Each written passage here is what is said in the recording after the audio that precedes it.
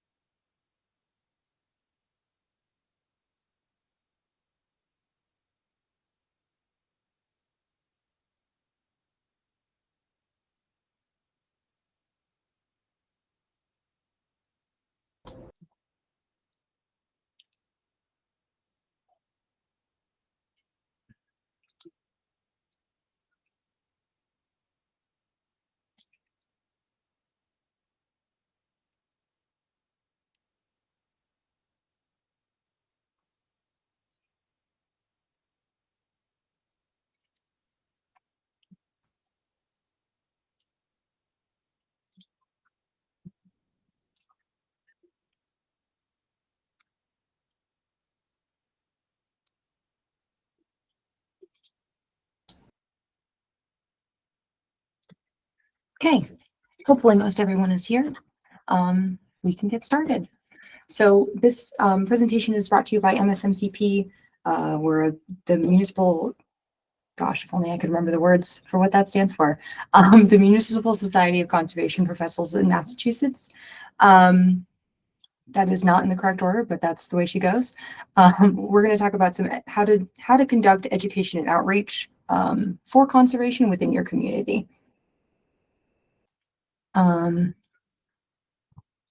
First, I'll give you a little background on me. My name is Eleah Caseau. I'm the conservation agent for the town of Shrewsbury. I started here in 2022, and this was my first experience as a conservation agent and kind of working with the Wetlands Protection Act, conservation commissions, and other conservation agents. Previously, I worked in environmental education and did data collection and analysis. One of my favorite parts of environmental education was kind of making that connection to other people. And as I grew up, I was really connected to nature, and I felt very fortunate in that. So kind of fostering that connection to nature and the world around us a little bit with other folks has been really lovely. And kind of seeing that spark ignited in other individuals kind of drew me to environmental education. So I've tried to incorporate it into my job as conservation agent as well. There can be a lot of different reasons to do education and outreach in your community.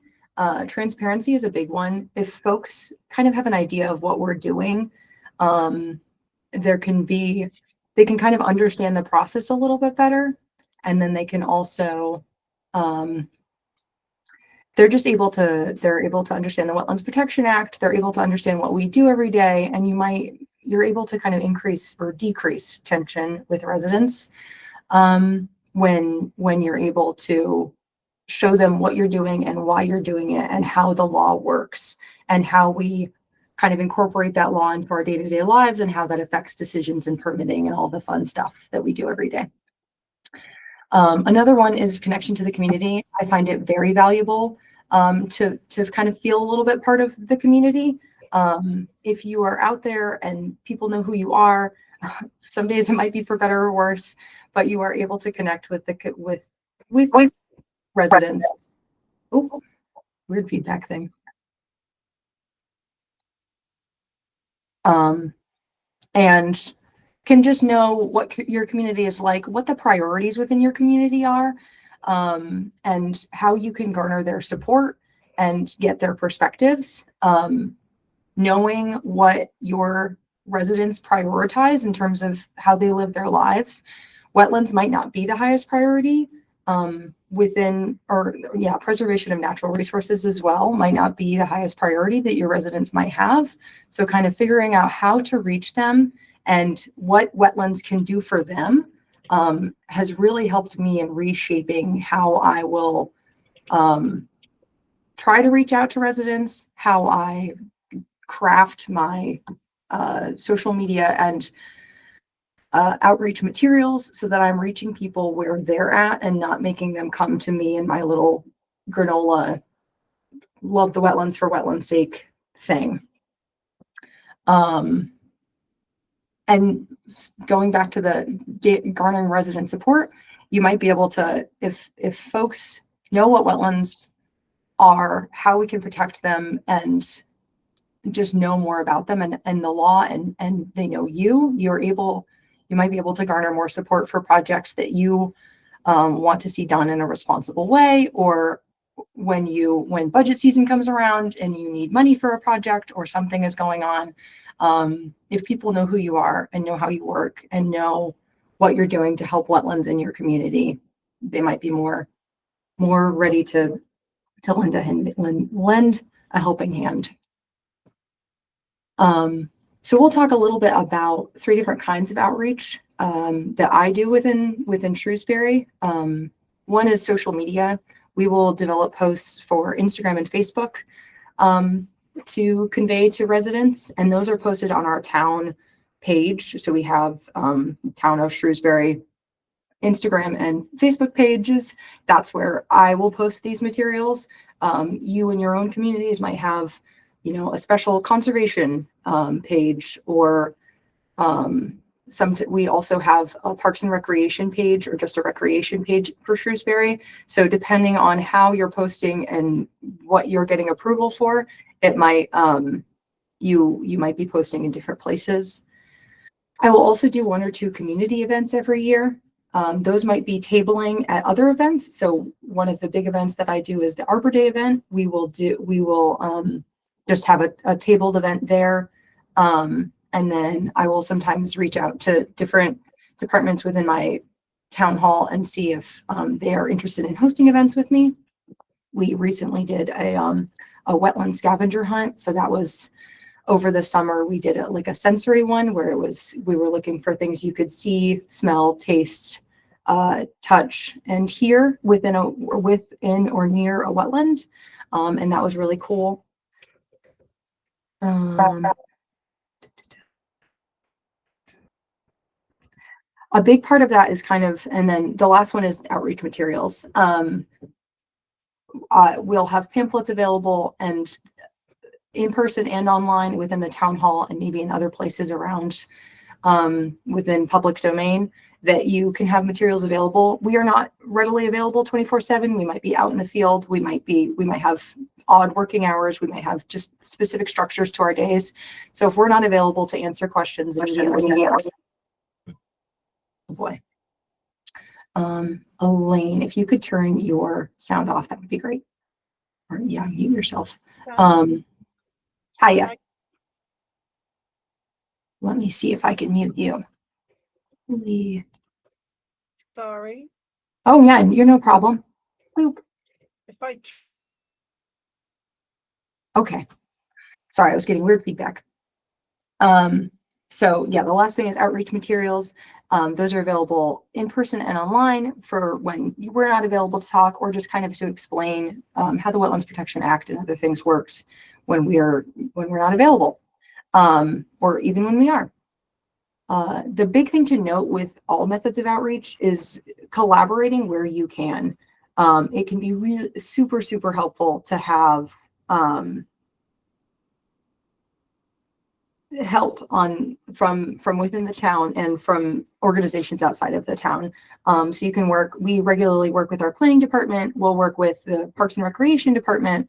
And then we'll work honestly with whoever will work with me, to kind of develop, to find ways to reach new folks and educate them on wetlands, and the Wetlands Protection Act and our bylaw.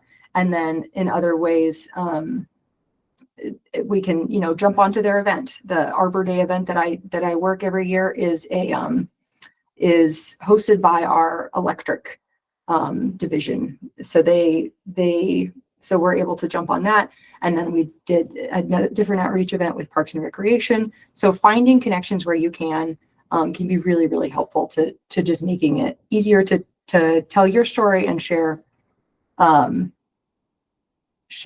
everything that the wetlands need for their protection.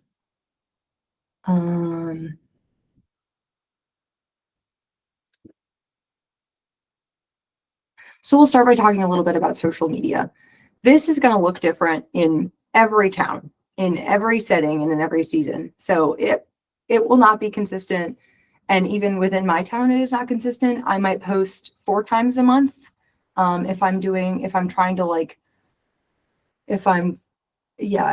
to meet a goal for something. So one year we did an invasive species outreach month where we just posted a different invasive species every day, or every once a week, every week for a whole month, just so folks were kind of aware of it. I think it was in August or September, so that folks had an idea of what they were looking at when they were looking at some of the invasive species that we'll commonly see, and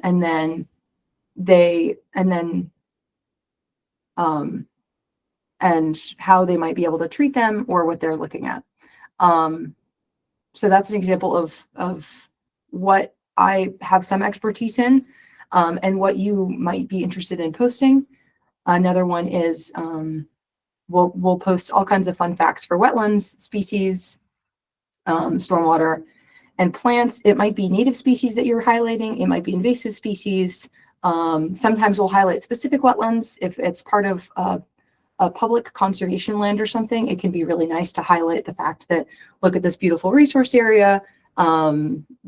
Here's, how you can access that space, or like cool things that you might be able to find in that space. And then if there's been observations of neat species around your town, you might provide education on those species. And then I work also pretty closely with our stormwater human. And so he helps provide information on stormwater infrastructure, and that can be really helpful because that's just a huge, complicated other division of kind of how we interpret the Wetlands Protection Act, and then a whole other thing in addition to that for permitting that is a great spot to provide education and outreach. You can also highlight upcoming events, like I was talking about. We discuss the Arbor Day event that we put on. Being able to just call out and say, the conservation team will be there. These folks will be there. Those people will be there, and just kind of talking about to generate within your community some hype for those events. And then the wetland shout outs. And then you could also do conservation land shout outs if you've just opened a new trail or gotten new conservation land. And you're out there getting those conservation restriction photos. You can grab some really nice shots and say, hey, the town just acquired this, or we've been working really hard to put this project together. Here is another piece of conservation.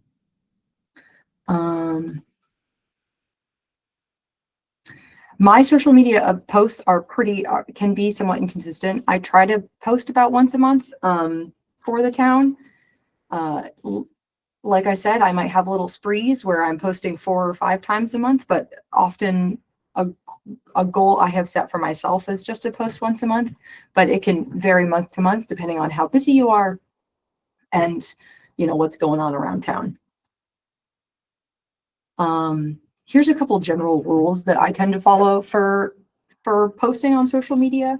I will never post about any private residents, private properties, or private businesses. We are not trying to hype or shame any individuals within the community, and we are not, advertising for private businesses. That is someone else's. If they're included in events and stuff, we might have the local ice cream place or the local pizza place donate to a thing. It's probably not an event we're putting on. That is probably someone else's thing. So I try just not to post about any private properties. And then along that line, never shaming individual residents or private properties or private projects. Social media, town public social media is not the place to air any grievances that you have about any projects that are coming through or any folks in your town who are causing tension. Posting any misinformation, even satirically, should not be done. There is, I think, an increase in misinformation available online today, especially in the scientific community. We don't need to add to it. Yeah. So, and we spend all day looking at the Wetlands Protection Act and how to implement it and doing those sorts of things. So we might find something that's very obviously satire. Other individuals who do not prioritize wetlands during their day are not going to do that as much. So they might not recognize that it's satire or that it is a joke, or so it is just best to avoid posting any kind of misinformation. Typically, I will try, or I will not engage in discourse. If someone posts a mean comment on your pretty wetland post, our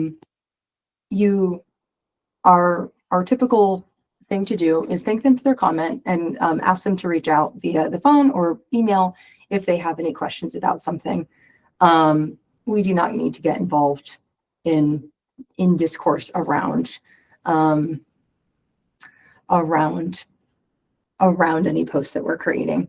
I remember I posted last year on Valentine's Day a post about wetlands and everything that I love about wetlands, and asked folks to post their favorite thing about wetlands or their favorite wetland in the community. And one of the comments was, I just love the mosquitoes. Clearly a joke, clearly not that deep, but just does not garner any comment back if it's not causing harm. And then another thing is to archive. Anything that's being posted online is public record. So typically, if you are receiving discourse or receiving a post, or have posted something that has been that someone has asked to take down, for whatever reason, you can kind of talk to your town council, your supervisor about that. If it comes up, you want to archive those things so they're not available for folks to look at anymore, but they're not deleted, because they do need to be available as public record if for some reason they're needed for something. That's if you're getting truly harmful comments or something on posts, it would be a similar setting where you would want to see those archived if they truly are like not good enough to stay posted. But yeah, that's a typical thing to follow. And then posting your own photos. If you are with other town staff and they are okay with you posting any photos that they have taken, it might be okay to do that as well. But you want to have the source for your photo pretty readily available. I try not to post photos that I have not taken, or that, especially for this kind of thing, I will not post them if I did not take them. For other things, yeah, you could look for different copyright laws, but it can get kind of confusing. So it's just best to post what you have approval for. And then you don't necessarily have to ask town council every single time if you've had a discussion about how conservation social media can be posted. If you're just doing, your monthly frog post, you might not necessarily need town council's approval, your supervisor's approval every single time, but getting an initial approval, like this is something that we would like to see as a town, like increased education about conservation land and wetlands and all of that jazz. Just getting that approval beforehand. If that's not something that the town wants to see you take in that direction, then that your town or city does not want to see you take in that direction, then that's that. And then where it's possible, increase accessibility. If you can, I will typically post photo descriptions of my photos whenever I post, and we'll look at an example of that in a minute. But it can be really, really helpful for folks who are viewing, who are less able to view the photos, to kind of see what the photo is about, and for transcribing the descriptions of those photos as well. The Massachusetts Office of Disability has a lot of great webinars. If you are interested in kind of increasing the accessibility that you put into your social media posts, they have lots of resources available to kind of walk you through how you can make things more accessible. So this is kind of how I will put together a post. This was during my invasive species outreach.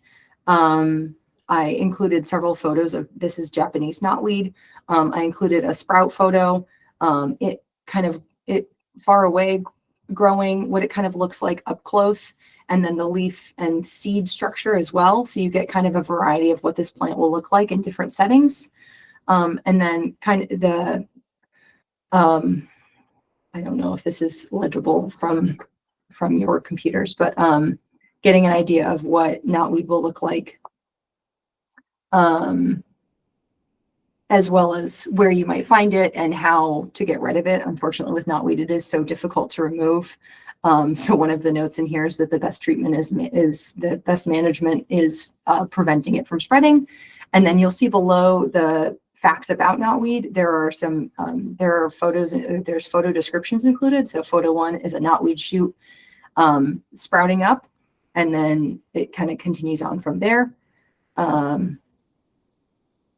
And so you get an idea of what that looks like. This one I put together in a presentation. I've done it a couple different ways throughout the process. I might develop a folder that just has the photos and then a description in a doc. And then I might also I've taken to putting them on Canva, because that Canva has like the setup for Instagram photos and stuff, but it's kind of however works for you to put those photos. I have a lot of different folders on my computer of like different ideas for posts. So you might have seasonal things like, the weather is changing. Here's a post about what autumn will look like. You might have one specific to different species. So you might have a whole folder full of knotweed photos. I have one of pictures of trash or pictures of dog poop bags hanging in the woods. It is a common foe I'm sure everyone has seen in the wild, and it's not really where dog poop bags go. So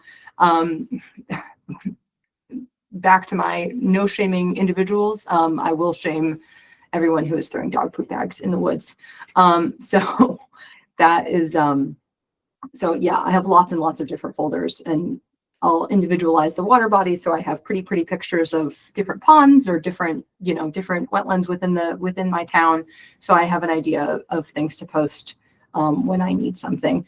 And I'm not trying to track down all of those things. So just kind of building a repertoire of different categories of photos so that it's a little bit easier as you get into it, can be really, really helpful.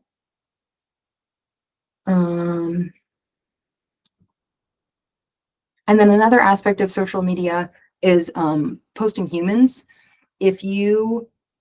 I typically on my posts just try to avoid taking pictures of people at all, so I don't have to contend with either gaining consent from those people if they can be in my photos.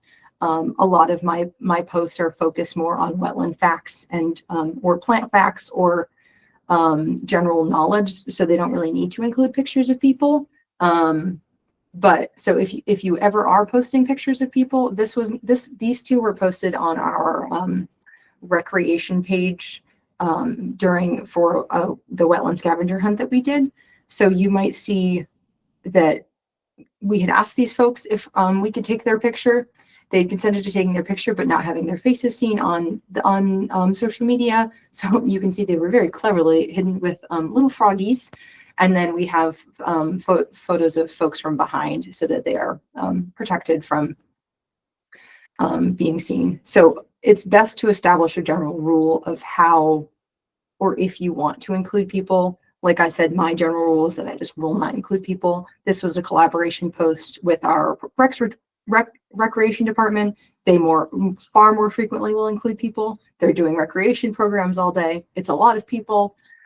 So they have different rules and will include them more readily. And then we will not tag personal accounts either. It's best if you keep the boundary between personal and work for yourself anyhow. So if you have a personal Instagram, I would not recommend posting on behalf of the town or posting or like tagging your personal Instagram, even if you're in these photos, and then trying to avoid tagging personal accounts, or at least establishing a rule of like how and when to tag personal accounts so you have an idea of when and if to do that. Here's our 2026 holiday calendar. These are a couple of opportunities that you might take next year to post on social media. Obviously, a lot of these are very environmentally focused. They really stack the front of the year too. So it can be pretty overwhelming when you get into it. But starting to think about it now before we get into so that you have time to kind of get those photos all together and put all of that information together so it doesn't sneak up on you, can be really, really helpful, I have found. And then just, developing an idea of if you want to post, like I said, in previous years, I posted on Valentine's Day for our wetlands. It falls very close to World Wetland Day. I had accidentally missed World Wetland Day probably. So I just posted on the next best day to love a wetland, Valentine's Day. And yeah, so finding opportunities, if you want to attach it to a holiday, it can create more opportunities to educate the public on these important holidays, and educate the public on wetlands and land protection.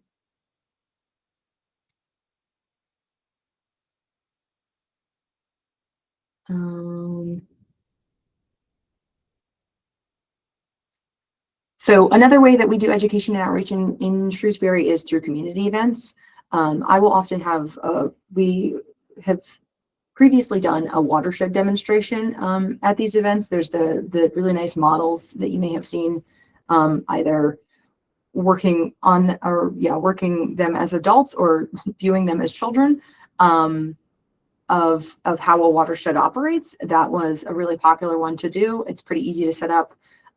They are very expensive, but a lot of different towns, if you reach out to towns around you, we have borrowed this one from a town, from adjacent towns before. So it's, you can kind of figure out how to split that cost amongst a region of communities.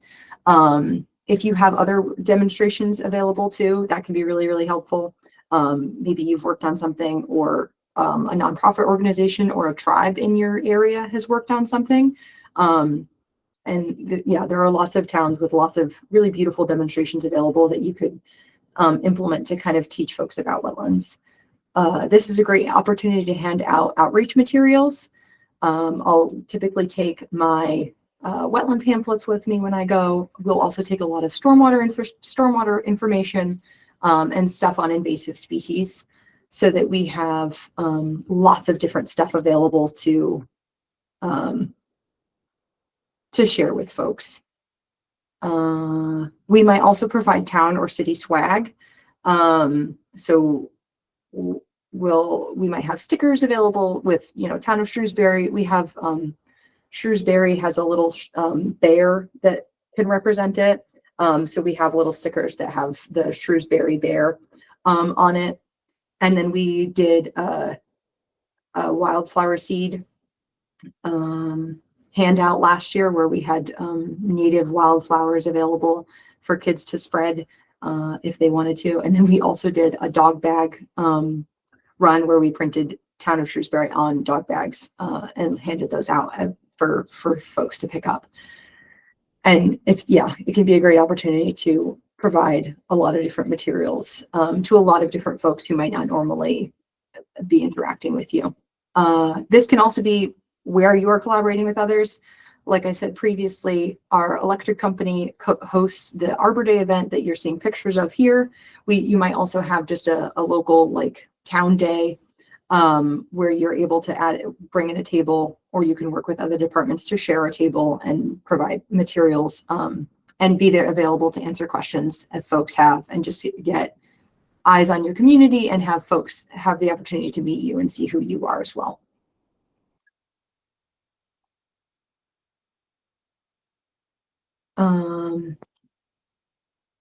So one of the groups that we collaborate with most is our planning department. They can be really, really helpful to partner with. And we've had a really strong collaboration with them, which is super helpful when you're trying to do grants or initiatives. We'll also reach out to them if we're having a big project come through. The planning department will do an outreach night.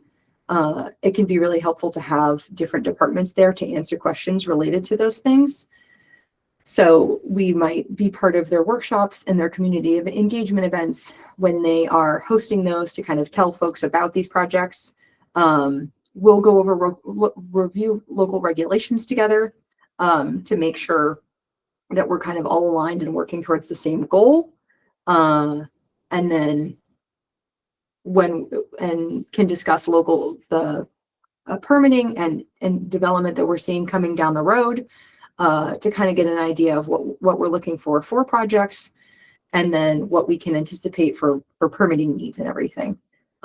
They also are, maybe our planning department is unique, but probably not. They love to go out on site visits with us. So it's great to, if we're able to invite them along, they have an opportunity to see what the sites look like. We have a very mixed planning department. We have a lot of experience, and then a lot of very, very new planners. So it's great to get them out in the field to see what construction within the town looks like, and what we might be looking for, so that we can kind of be watching each other's backs when we're out in the field. So we might be looking for what planning might need out of a project, and they might be looking for what we might need out of a project. And then if we're not available or they're not available, our eyes and ears are still covered when we're out in the fields and you know, someone is getting that information put together.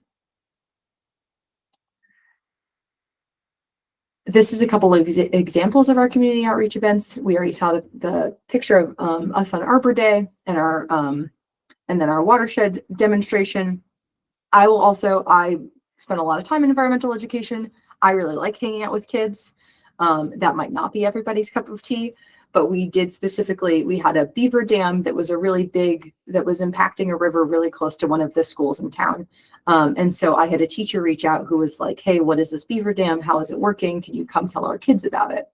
And so I went into the school system and taught the children about how beavers work, why and how they build their dams, and then about the beaver who lives down the road from them at his dam just up the way. So there are a lot of different, and then this is the picture of us and our wetland scavenger hunt as well. So there are a lot of different ways that you can incorporate how you want to do community outreach into your community and into events that you're doing.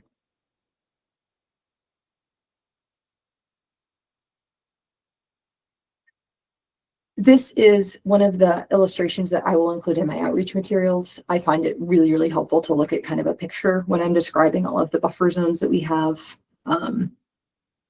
It is pretty versatile, so you can kind of amend it to your own community, but I've included a black and white version of it in our the pamphlet that we give out that kind of tells you about the wetland protection in Shrewsbury under the local bylaw and under the Wetlands Protection Act. And so this is, we have the 15 and the 30-foot no structure, or the 15 and 30-foot buffers within our community. And it has made a huge difference in how I'm able to communicate with residents about where and how they can do projects within the town. It's really, really a lot easier for me to kind of explain, where they are allowed to do things, and easier for them to, I think, interpret what that looks like. So those are always readily available in our town hall in my department, so folks can grab them if I'm not there, or I can, flip it open and show them what we're looking at if I am available to chat. We'll also have information on invasive species, on stormwater infrastructure, and then on different, how to maintain your wetlands and how to care for areas near wetlands, so that both you and the resource areas are benefiting from that.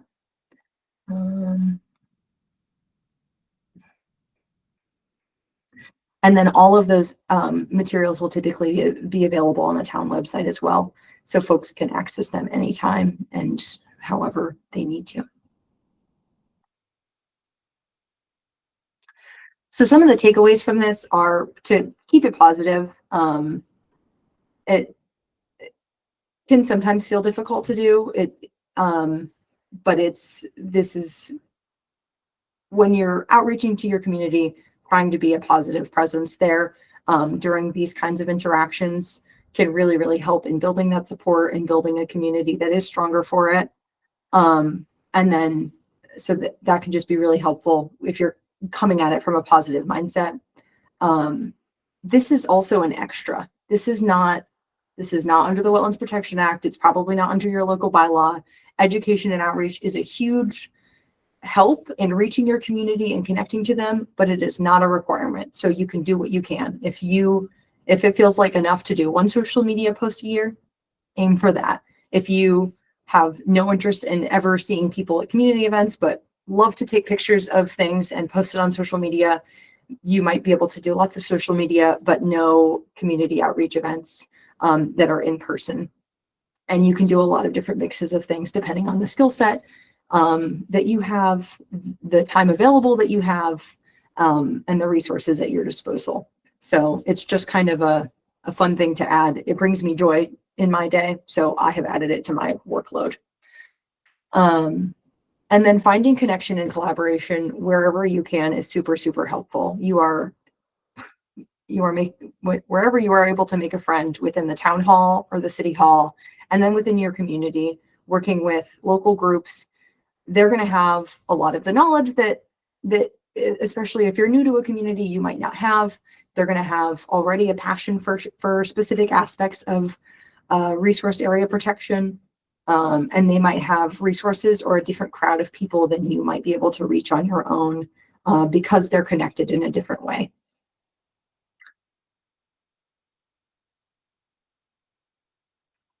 And then that is all.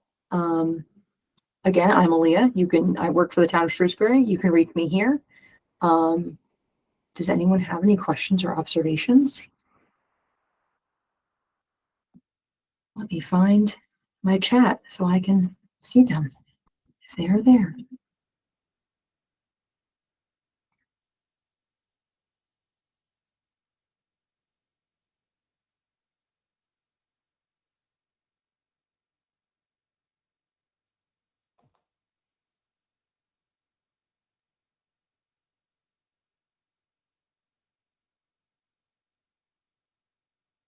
Amazing. I'll stay on for a couple minutes. In case folks want to, did the chat just go?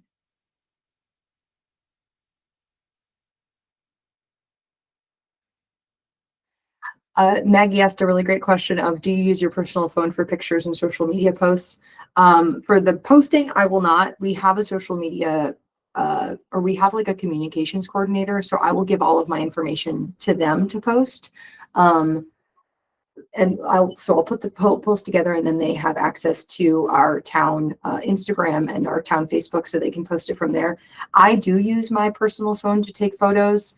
You probably would want to talk to your town council, your supervisor about that as well. It's can become a real squidgy area in terms of public domain, and creating public records if you're using your phone and then it's coming back to you. If you have the resources available to have a town iPad or a town phone, that can be really, really helpful. So you just don't have any concerns about that, and creating public record issues with your phone versus a town account and whatever. I go out and take a lot of pictures of wetlands all the time though. So I'll have pictures of a wetland on the weekend. Yeah, if it's a wetland picture, then I do get more concerned about having known that I took the photo myself versus just finding it either on the internet or having someone else take it. But yeah, that is a very, definitely talk about that with your supervisor or your council before you kind of get into whether or not you should be using your personal phone for that effect.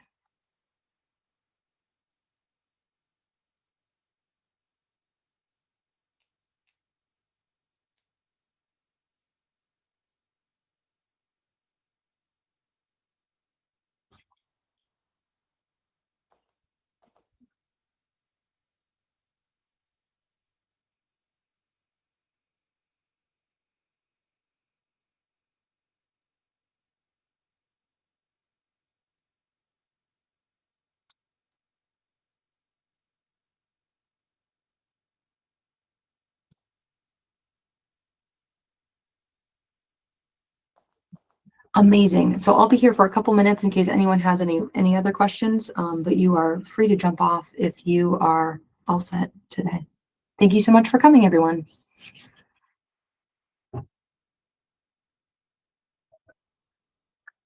Absolutely, Rebecca. I will include, I'll send out a follow-up email with links to all of those outreach materials that I have in my town. I know a lot of different towns are far more established and have great outreach materials, so I'll try to make those available as well.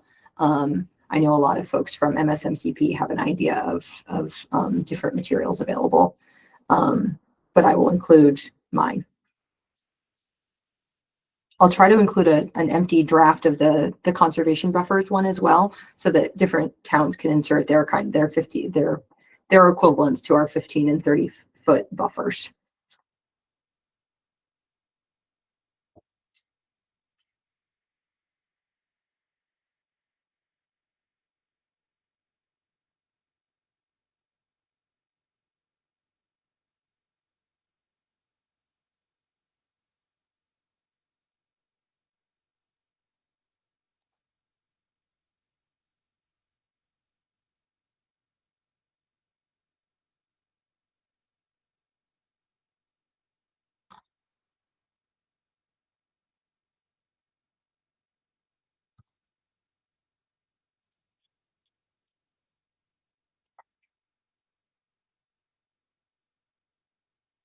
Okay, thank you so much, guys. Have a wonderful day. Feel free to reach out if you have, oh, thank you, Rebecca.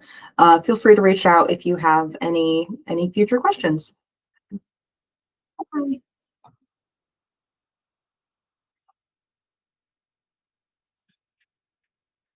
Oh, can't end the call yet. Gotta stop recording first. Oop.